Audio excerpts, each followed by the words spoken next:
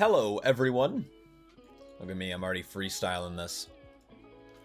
This will be the last major post regarding Season 4, patch notes, and then the season itself will be upon us soon. Look forward to those! Exclamation point. That said, it's clear there's been some lingering questions and concerns surrounding Season 4, of course, because they haven't given us, like, any detail.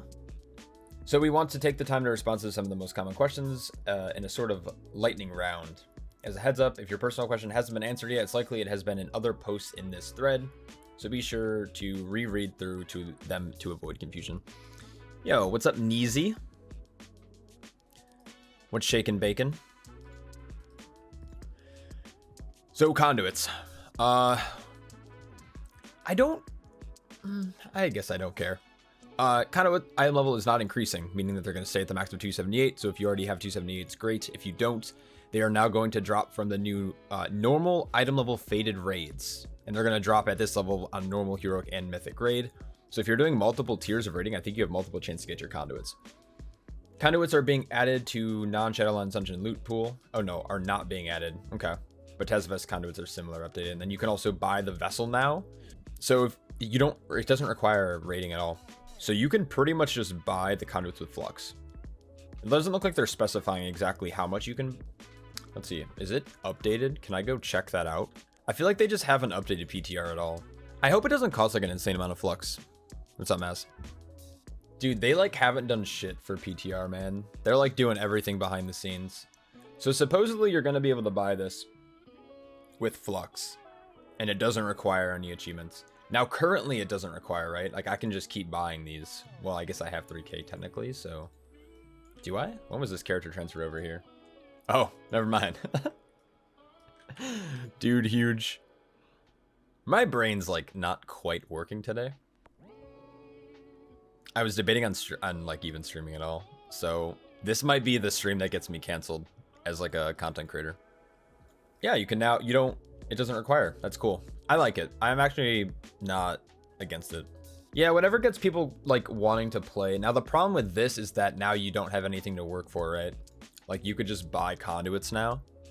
All anyone else is doing is alpha content. Yeah, well, conveniently enough, I do not have alpha. so okay, cool. So conduits can now be obtained literally by having Flux. Flux is transferable between characters as well. So literally just playing the game for a little bit, clearing LFR, doing the raid, doing a couple of keys will get you 278. Cool. Conduits, I'm good with. This is good. You're going to be able to just buy them from your renowned vendors. For those who missed it, your renowned vendors are located in the Enclave. So there's the PvP upgraders. You have all your Covenant dudes here. And then there's like some, the renowned guys. Not renowned guys. Covenant dudes here. I guess I can run over there again. We'll look at the gear in a second. They should be, I would imagine you'd be able to purchase them. And then you just have to take this to the Forge of Bonds and use it. And then boom, 278 conduits. Doesn't require CE, Mythic Plus rating, Glad, or whatever the hell that it required. But these dudes, so you can buy them here. It supposedly will cost Flux. Now, for those who don't have 278 conduits or have never used this item before, when you use the item at your Forge of Bonds, it upgrades all of the conduits in the Covenant you currently are in.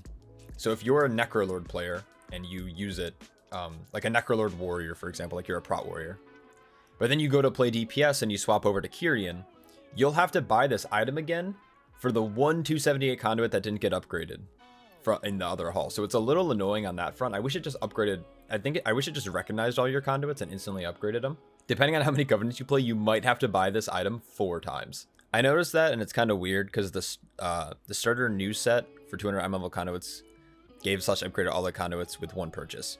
And I'm not sure if that's something that they might implement into the new season when it comes out. I don't know if it was maybe like a bug that just kind of went unnoticed, but playing 4 Covenants on some of my characters, like all 4, like my Guardian Druid has all 4 Covenants at like max renown, and I play all 4 of them. I had to buy this 4 times, which sunk me back like 5k gold, which to some people isn't a lot, but for me that's like my life savings. And then yeah, the gold sync too with just like legendaries, right? Like I'm glad that they're not doing that. I just want to play my alts and fucking blast. So the thing that I was most concerned about for this patch, and the reason why I'm not going to play as many characters as I do now, is just because I didn't want to have to like raid. raid and like have golds, like all this gold sync just to be able to play the game. There's no new crafter's mark for a single police improve, so it's going to still be the 262 items. All right, currencies. Cosmic Flux will remain from Season 3 and won't disappear on Season Rollover. That's actually amazing. So what like essentially what that means is like all the work you've put in this season actually is going to matter for next season. Like if you have 10k flux or whatever on one of your characters, or 30k flux or 80, like I know some people who have like millions of flux. Not really millions, but they have like enough for the rest of forever. A reminder that since our last post, there is a now an item transfer for Cosmic Flux to other characters on your accounts in the Quartermaster in Zereth Mortis. I'm gonna show this off as well because I feel like a lot of people don't know where this like is, because I've had a lot of people like ask me about it. So if you go to Zerimo and you talk to Vilo, the Quartermaster, he's Italian as fuck. He will sell you, or he'll sell you like a currency to transfer flux, I'm pretty sure, right? Maybe I'm wrong. I mean, it just said Vilo, so I'm gonna go there and see. I've transferred flux, I think, once or twice so far, but I normally don't, because just playing the game gets you enough flux to do what you want to do, unless you're trying to fast track an alt. If you're fast tracking an alt to like get 4-set and stuff, and like your instant legendaries, but most of the characters that I've been playing have been just fucking big dick. I literally just, dude, does travel form let me fly? There we go. Cool. So yeah, here's Vilo. How may I help you? Scroll the last page. Pouch of prodigious wonders. I didn't go to. I dropped out of high school, so I can't speak. Use English. Yeah. So you 1500, bind an account, and you can send it to your characters. And conveniently enough, there is a mailbox right here, which is really good. So you can walk the 10 yards to the mailbox, and then this is an inn too. You can log out right here. It's crazy. So this is Big Vilo. He's the man. Sandworn Relics will be moving to bind an account status. That's really good. And the reason why it's really good is because you can use Sandworn Relics to buy gear, and that gear can be turned into tier. So if you want to like, again, fast track your tier really quickly, that's an option for you. So if you have, fuck, what do I have? I have like 8 or 9 characters who have started this Zereth Mortis area, have gotten to 60, have gotten through the campaign and stuff, and like I have hundreds of Sandworn Relics on each of my characters. So if I wanted to, it's something that I'm actually kind of working on just as like a little side project, is I'm leveling a rogue, because it's like one of the only characters I don't have at 60. When I get to 60, I can literally send all of my Sandworn Relics, supposedly, right? Might be a bug where it won't work. But if you come to Pilgrim's Grace, which is the little sand village. Yeah, fuck rogues. Oh, fucking rogues. Yeah. There is this guy right here. He's a relic seeker. And if you come here, you can buy this 246 gear. Now again, this is if you are really desperate, but you can now send Sandworn Relics over to like buy this gear. And then you can take this gear to the Creation Catalyst and turn it into tier. Again, I don't know why you would. Maybe like, again, to like super fast track tier, but again, like the new raids, LFR and the new raids are dropping like 265 loot. So like this is well below LFR now, but still, if it's just a convenience thing, right? With how much Flux is going to be dropping, like honestly, it doesn't fucking matter. If you like have 3 pieces and you need 1 more for tier, you can just come to this dude. Okay, that's good. Unused attendance tokens of merit for Season 3 Grave Vaults will be going away upon the start of the season, converting into gold at the rate of 1,000 gold per token. This might actually be better. Currently, these unused attendant tokens of merit, you have to spend 3 of them to get like the gold pouch, right? And the gold pouch has a chance to drop you between 2,900 gold and like 3,200 gold. Like there's like a small thing. So if you spend 3 tokens and low roll at 2,900, you're actually going to get more gold from just holding on to your tokens instead of buying them. I have like 30 of these across my couple of characters because I just haven't spent them yet. Ephemera Infused Mesh, which is the socket adding the socket granting item, will also cease to function on Season Rollover. Players with this item in their bags can sell for 6k gold, the same price as 6 tokens of merit would have been to purchase. That's great because I have one on my paladin right now that I still haven't used and I don't plan on using at all. Tokens of merit are returning in Season 4 with a new socketer item. Socketer. Is that a word? New Socketer item. Priced at only 3 tokens to account for season length. This item works on season 4 items for raid, PvP, and Mythic Plus, just as the ones that's actually nice. Like, yeah, the season's really short, and if you end up first, I highly doubt you'll be taking them early season. Unless you get like a bunch of Mythic drops and stuff. All right, cool. So that's everything with currency. So, all right, Mythic Plus. What's happening in Mythic Plus? Mythic Plus Keystone Decay between season is -3 or -3 levels. As has been for past seasons. For example, if your highest timed key was an 18 this week, you'll receive a 15 in your opening your vault. Obviously, it's a 15 timed, not if you don't complete the 18 or if you fail it. I'm assuming that also works if you like 2 or 3 weeks ago I did a 25. I'm sure it's been just slowly depleting and then it'll drop another 3 levels after that, but we'll see. With few exceptions, old dungeon items are going to retain their original stats when scaling up to season 4. This means that primary stats on rings from Warlords of Draenor's, trinkets with no primary stats, and Mechagun rings, and other unique items from these dungeons will be enabled. So I'm assuming Mechagun rings plus and other. What the fuck? This threw me off a little bit. And other unique items from these dungeons will be enabled. So that's under the assumption. I'm assuming now. That kind of verifies it. Is that we are going to have access to, well, not we, I mean like very specific classes are going to have access to the Hyper Thread wrist wraps, which are kind of nuts. Donde? Oh, I have to go to gear filter. Gear filter, Magus. You're gonna have access to these sick things. Reduce the remaining cooldown on your 3 most recently cast spells by 5 seconds. Now I've talked to some mages and they don't think that this is gonna actually be great, because of how much like CDR you're getting with shifting power, and like the tier set and all this stuff. So I don't think Hyperthread's going to be like as insane as it used to be, but there might be some other really interesting class interactions that we didn't have before. I'm not really sure who would use this. I don't think, maybe like Holy Priests to get like Divine Star cooldown reduction. I'm not sure, but Hyperthread wrist straps are assumingly going to be available again. We have these really cool set rings. So set rings, if you didn't play in BFA or play Mechagon at all, they basically were 2 parts. So it was like a set bonus. And there was 4, you have that like, if you do this thing, like rings, and then there's another ring, which is like, then you gain, or then this happens. So basically you have, if you activate an ability while your health is below 50%, so this would be typically for tanks. If you use 3 different spells or abilities on the same targets, if you heal a target whose health is below 50%, oh, and then I missed one. If you damage an enemy while you are behind them. So those are the 4, I guess, like catalysts. And then, so it's like you gain 25 haste, you absorb magic damage, you heal up to 5 nearby injured allies, or you deal nature damage to them. So these rings were pretty decent for some classes and the synergies that they had. But again, it's like the stats are really wonky on them. Like it's heavy crit, low haste, and high haste, low mastery. But these rings are coming back, which is cool. Hyper Thread we're gonna see. You're also getting like things like the neural synapse enhancer, which you do damage yourself, but then you gain ints. This was fun to play with. It just, the int value was so low. I don't think we're gonna have to, so people keep asking me this too, like the punch card stuff. I don't think the punch cards are gonna be a thing. I don't think they're gonna be in the loot table. Now again, that might be wrong, but to go back and you had to have a trinket from the quest line in order to use this. Azerite armor from King Mechagon was removed. That makes sense because Azerite's no longer a thing.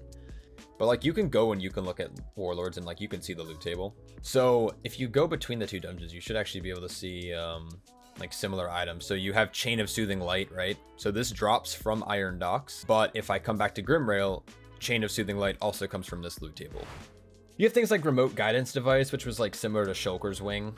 But this was mainly used for PvP, nothing else. Mana Battery was kind of shit, wasn't it? And Modular Pudding was trash. Oh shit, did they actually fucking post the notes? Let's go. Dude, thank you so much, Tyler. Thank you. I'm gonna go over them in just a second. Actually, no, I'll go over them now because they might have some important announcements here. When was this posted? Like 2 seconds ago? 23 minutes ago. Awesome, let's go. Let's go. All right, so we know about Fated Raids. Each week during Shadowland Season 4 will feature a different Fated Raid. Castle Nathria's Sanctum, Domination, and Sepulchre are the first ones. Enemies within the Fated Raid are stronger and will drop upgraded loot with a higher item level, while bosses are augmented with a variety of Fated powers that will offer additional risk and powerful bonuses. Seasonal rewards in the Fated Raids include a new feat of strength like Mr. Oh, that's not even Mr. Just Jigglesworth Senior Mount, the Hero of the Fate title, and teleports to each of the Shadowlands Raids locations. So that's pretty sick. So there is a reason to actually do the content. Cool. Fated powers. Faded raids are an experiment in giving a fresh take on an existing experience. Oh my god. Adding new mechanics atop pre-existing encounters is a precarious balancing act. Wow. Words. I wish I went to high school. And we want to reward players' efforts, and as such, built-in power benefits auras called Faded Infusions, which are earned after executing the new Faded power. We have Creation Spark, so targeted players become charged with cosmic damage over time. When this magic dispelled aura is removed, Creation Sparks fly off and impact the ground. This can explode if no player is there to intercept it, but if they do, they are rewarded with a powerful Faded Infusion, increasing the flow of time and movement speed to any player within the radius. So basically, I'm assuming you have the debuff, you get dispelled, there's like little things that'll fly out, it'll be like a couple of soak pools, you soak those, and then you get big power bonus. Kind of cool. Reconfiguration emitter, an enemy appears with, which continually casts, inflicting cosmic damage to all players if successful. Over time, this enemy gains energy and increased damage done. When defeated, it grants a Faded Infusion, which increases mastery, crit, verse, and avoidance based on the enemy's energy value. Holy fuck! English! Over time, this enemy... So, there's a mob that will cast. If you leave this mob up, it's going to keep doing damage, but then if you kill the mob, it gives you secondary stat based on the energy value, so how long you kept it up for. So are you allowed to keep it up for as long as you want, then once you finally defeat it, you get an amp of secondary stat? That's what I'm assuming. Protoform Barrier infuses a powerful enemy to inflict cosmic damage to all players. When removed, this power manifests as an enemy who shields all enemies in the area for a short period of time, sharing the pool of shielded health. These are all different affixes, right? Like, these aren't going to be all active at the same time. Players may additionally heal a secondary unit to contribute against this pool. If the shield breaks, damage and healing done to the shielded enemies is inflicted upon them, and players are granted a Faded Infusion, increasing total health, damage, healing, and absorbed, done based on how much that player contributed. These kind of seem the same. I'm not gonna lie. Chaotic Essence summons an orb which defeats all players, but may be interacted with. This activates foe, which spawns additional... Okay, I'm confused on that wording. Summons an orb which defeats all players, but may be interacted with. This activates the foe, which spawns additional enemies for a short period of time. For each one slain, more spawn, and after the window of time, players are rewarded with another Faded Infusion, increasing damage, healing, absorbs, short done, for each enemy defeated. I mean, a lot of these seem the same, man. Add spawns, deal with add, get bonus. That seems pretty straightforward, honestly. I'll have to see these in action. It depends on how, like, well they're tuned, right? Entering any Shadowlands raid in Season 4 will start the quest Crossing Fate, kicking off a questline that will reward players for participating in Faded raids over a number of weeks with a new currency, up to 3 puzzling cartel dinner. You get 3 dinners from the cartel, 3 free meal vouchers. 3 new vendors we've seen on the PTR can be found lurking near the Great Vault in Orbos, and will gladly trade 1 puzzling cartel diner for any of their wares, trinkets, weapons, and unique items from the 3 Shadowlands raid at Faded normal quality item level. So that is going to be the 270 and 285 that we were just looking at. Feeding Faded bosses on Heroic or Mythic will reward a player each with a confounding cipher of the appropriate difficulty. Combining 20 Heroic or Mythic ciphers awards a creation impetus.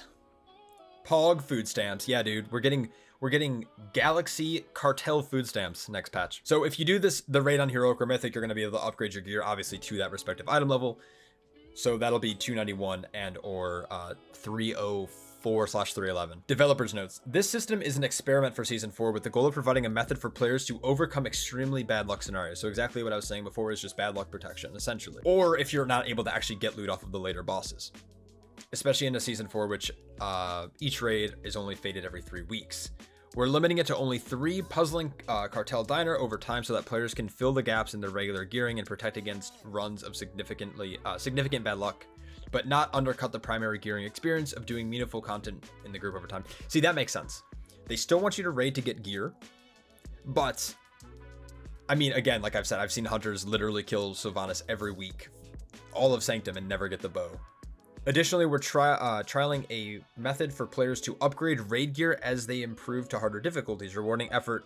See, that's really cool, and I hope they continue this into future patches. I think if you get an item to drop on normal, let's say you're a Heroic raid guild and you start with normal, you clear normal, you get the item you want, and then you're obviously going to want it at a higher item level in Heroic, or it's going to help you progress. You should be able to upgrade raid loot to a higher item level. Up to I think what you're clearing. I don't think maybe like a normal raider should be able to upgrade shit to Mythic quality, but I think if you're Heroic Raider and you did normal and you got the loot from normal, you should be able to upgrade it to heroic without necessarily having the boss. Cool. I think it's good. I think the development notes on the Faded Raider rewards are fine. I wanted to see their justification for having only 3 puzzling cartel diners as an option, or as a reward. I think they should give more than that, though. I think maybe it should be like 4 or 5, and the reason for that is for people who play off specs. Or there should be a catch-up system, because you get it from completing the quest. Alright, Mythic Plus. Shrouded, Nathrezim, Infiltrators. This is the worst Mythic Plus effects I think they've ever made. Okay, that's not true. The Beguiling existed, and Gahoonies. The Gahooni boys. Yeah, so basically the new effects, for those who aren't aware, there's going to be a bounty. You basically choose if you want whatever secondary stats, and then as you progress through the dungeon, you're going to find these Nathrezim Dreadlords. You kill them, and they reward you with a small bonus to secondary stats. I don't like how boring it is, but with all of these new dungeons coming out, and like there's players who didn't play BFA, there's people who didn't play Legion, there's people who didn't play in WoD. WoD was what, 6 years ago now? More than that? So I think a simple fix is fine. It's just, it is really fucking boring. Maybe I'm dumb, which is definitely a possibility. New seasonal rewards for Mythic Plus, new feat of strength achievements, 2 new titles, the Shrouded and Shrouded Hero, assuming for both Keystone Hero, or Keystone Master is going to probably be this title, the Shrouded, and then Shrouded Hero is going to be obviously Keystone Hero. And then we're going to have a new Deathwalker mount, which by the way looks phenomenal. We looked at it a little bit ago. It's purple and gold. It's so cool looking. It's a recolor, but it's a good recolor. We still have the Taz of Vesh dungeons. So 2 of those. We have 2 Mechagon splits for the Mega Dungeon. We have 2 Karazhan splits. And then we have, of course, Iron Docks and Grimrail Depot. Depot is going to be a shit show. There are going to be portals to Karazhan, Gorgon, and Mechagon in Ouroboros, and those should be up by the Flight Master, for those who don't know. Tazavesh Gambit. Enemy forces has been adjusted. Oh, they're actually nerfing Goliath Stomp. This is insane. Wait, this is a huge nerf to Coastwalkers. I don't know what it means by enemy forces have been adjusted. I'm assuming it means percent. Well, obviously, but I don't know by how much. I hope we don't need to pull more Murlocs. But I also hope we don't need to pull less Murlocs. Anchor Shot no longer scales with Fortified. Thank fucking God. Anchor Shot was so fucking brutal, dude.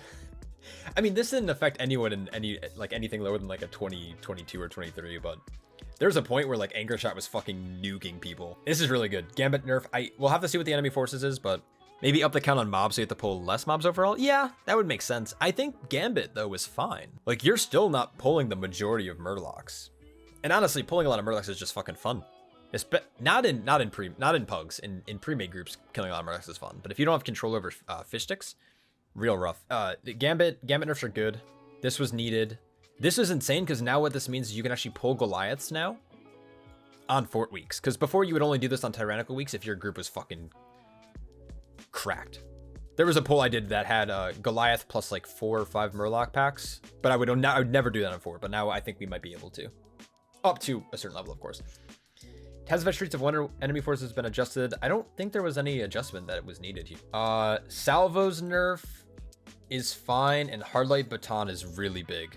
Hardlight Baton is huge. Hardlight Baton was really nasty for tanks, especially because like, yeah, just having to try to purge them off was also like not really worth. I don't think people pull the Sparkcasters though, so this won't really matter. And then fan mail damage reduction. This is fine. This is warranted. Fan mail on high tyrannical weeks was really brutal. Wasn't Baton the spinny thing? No, Baton is a buff that they give to themselves every 12 seconds that does arcane damage to the tank, which most tanks don't do a good job at negating magical damage, so it was actually really brutal. It was purgeable. No, it's definitely the buff. It's not the thing that's thrown on the ground. Streets and Gambits, no, that's the thing, is like, okay, so this needed a nerf. Time Captain Hooktail, okay, this is the very top end, so it doesn't really affect most people. But not only did it scaled with Fortified, which was nuts, but it also did so much damage, the Anchor Shot. And then the fan mail, like on tyrannical weeks, like fan mail is really brutal because you have like, you soak pools, you soak the hazardous liquid, so you have debuffs and you can't dispel everyone. And then you got fan mail, which did a bunch of AoE damage, and then you had to fucking soak the money order all back to back to back. So like fan mail being reduced is really good because it smooths out that overlap a little bit more for healers to actually catch up. Hardlight Baton is good. Sparkcaster, no one pulled them, so the damage doing less frequently didn't matter as much. Obviously, it's good for routes like mine.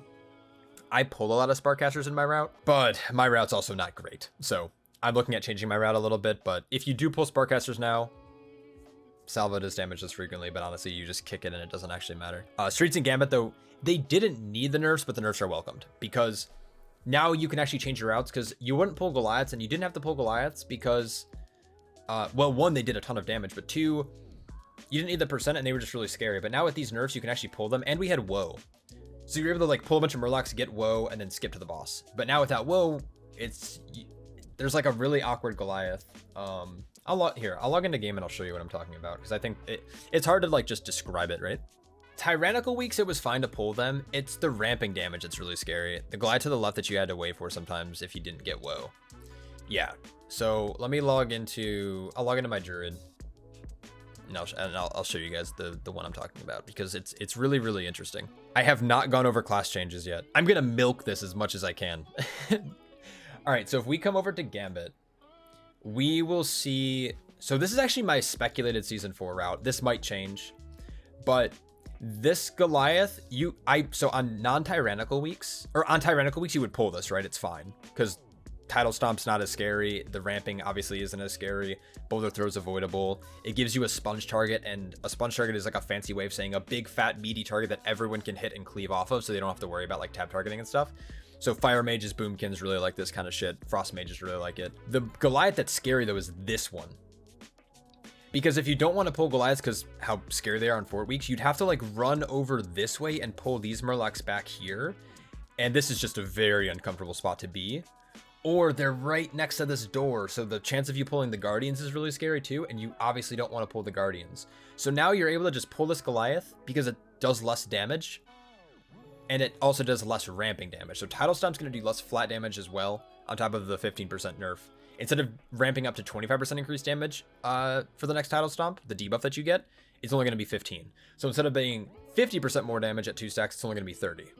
Which is a massive nerf. So now you're able to actually pull these Goliaths comfortably on both Fort and Tyrannical week. Fort week might still be a little scary, but it gives you room, because with all the different patrols, like this pack here, plus this Goliath, these are both patrols, right? So it's really hard to navigate this area of the dungeon. So these are welcomed nerfs, easily welcomed nerfs. All right. Empowered world bosses. So while the Fated Raid is active, the world bosses from that tier are going to be empowered. So when Nathri is empowered, you're going to get increased loot drops from the 4 main Shadowlands world bosses when it's Nathria, more Geth in the Maw when Sanctum is active, and Antros obviously when Sepulchre is active. I saw Starfall damage increased by 15%. I'm like literally pooping my pants right now. Clustering is underway. Okay, cool. Balance. Starfall damage increased by 15%. This is actually something that they really needed. Boomkins have been so shit. Warcraft logs. Is there an easy way to look at this? Here, let's go here. It's in rankings. Okay, I'll do rankings. Yeah, it's embarrassing. Like Boomkins actually need. I don't even think this is gonna help them though that much. Honestly, the buff actually now I'm thinking about kind of seems small.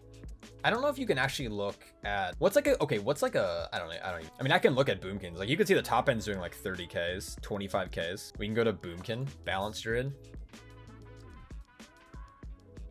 15k DPS is the top Boomkin damage in a 20. Dude, my Guardian Druid has done more than 15k DPS in a DOS, in a DOS. Halls is 17k. What? It's so low. They needed the nerf. They needed the buff. It's literal tank damage, dude. Yeah, that's what I'm saying. And like again, like this is 20s. I'm sure maybe if we go up, maybe it might get better or worse. Let's see, 25s. Are there any Boomkins in 25s? There's a few. It doesn't really change. It's still like 17k. It's actually lower. No, it's higher in the DOS. It's lower in halls. That's weird.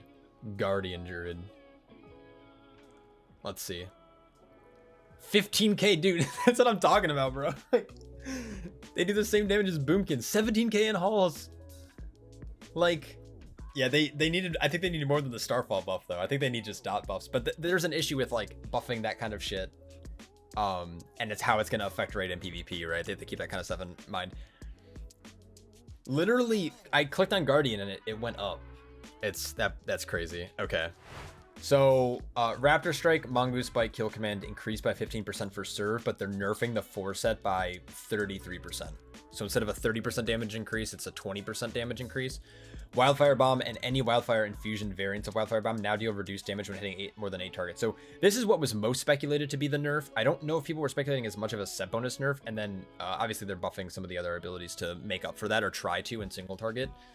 The Mad Bombardier set boosts Wildfire Bomb is fun and powerful and powerful ways. In fun and powerful ways, but with a potentially frequent set bonus activation of Wildfire Bombs not having any target cap, where their damage is lowered. Survival Hunters have exceeded expectations in content where there are many targets to hit.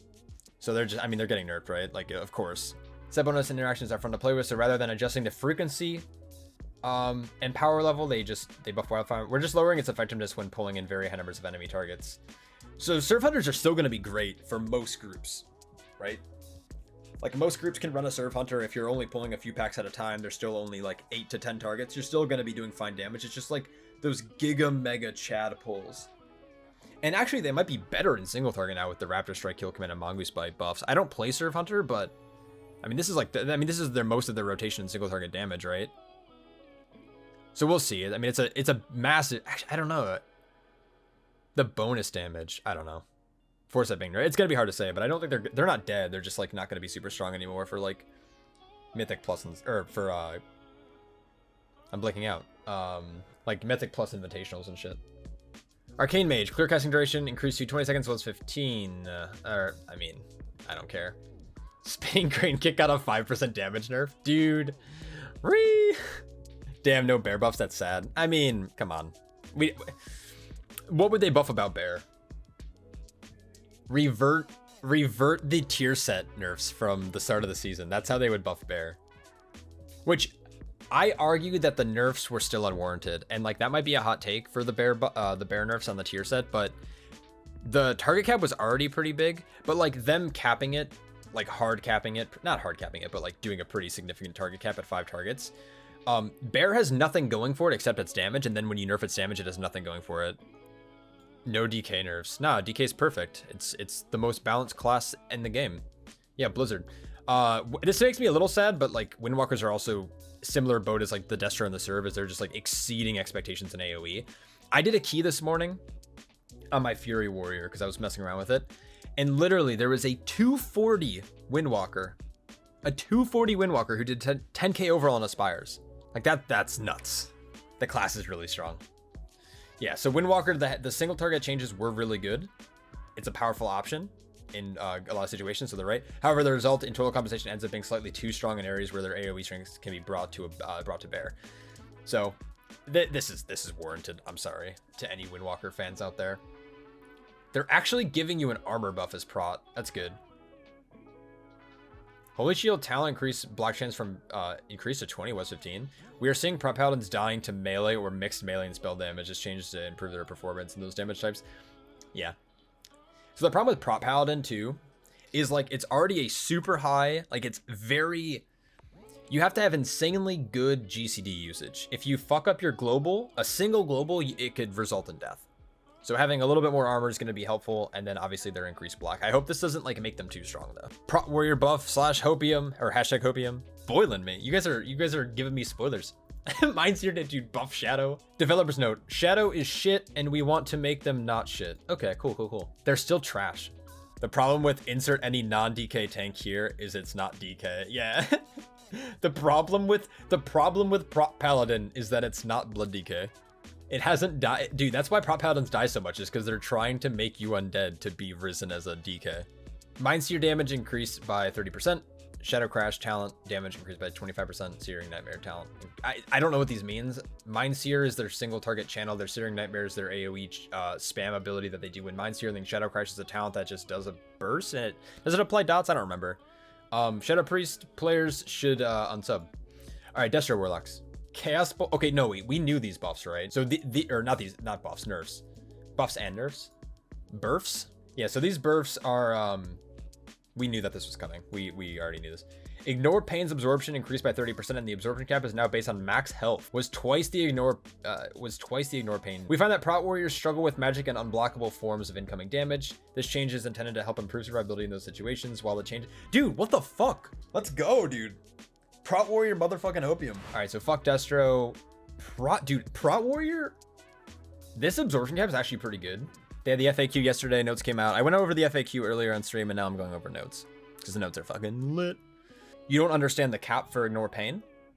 So how it worked before is that Ignore Pain had a specific set value, and you were able to basically stack 2 Ignore Pains on top of each other, right? And now instead is they're increasing the total value of that, and the cap is now based on your max health. And honestly, like to me, it kind of makes sense in my head, but I can't explain it that well. So the amount that Ignore Pain's absorption is going to give you, maybe that's a better way to explain it. So Ignore Pain gives you a set amount of absorb, and the cap is based on your max health. Where before it was basically just double the amount that it actually gave you. You were able to have 2 of them stacked. So it's like you have, yeah, I don't know. Does that make sense? Okay, that makes sense. Yeah. So I don't know how, like, what the cap is. Is it your full max health is able to be absorbed by magic, or if it's like your cap is 60% of your max health or what, but they're basically giving you more value every time you hit Ignore Pain, and they're increasing the cap to be based off of your max health instead of just the Ignore Pain value.